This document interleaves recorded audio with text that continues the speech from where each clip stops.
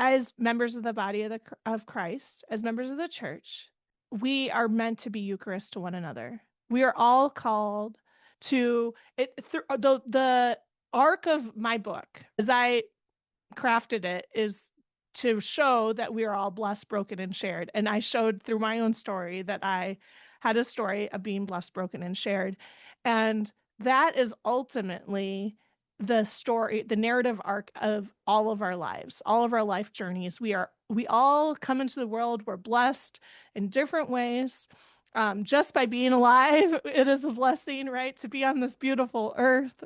Most of us are blessed to be in loving families, loving homes, to have food, to have the things we need. We're blessed at our baptism. And then life continues to get complicated as we mature, doesn't it? And we are broken open, broken hearted, broken in our bodies. We experience our weakness and our vulnerabilities. And this is ultimately what makes us human. And only through the sharing, through the communion, through the Eucharist, right? And coming together and saying yes to love and to knowing our wholeness in relationship with God and with others can we experience the fullness of all that God has offered to us. That sharing that is part of it.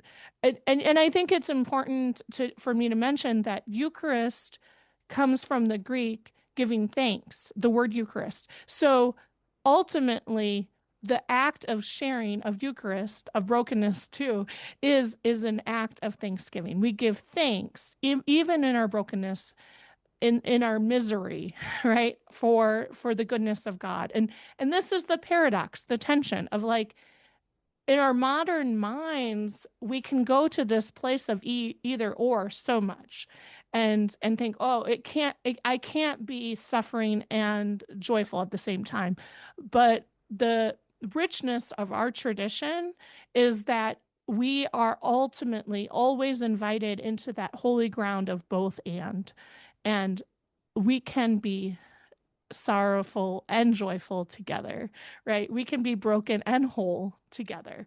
And it's only together that is um amplified. It's expressed and experienced more fully.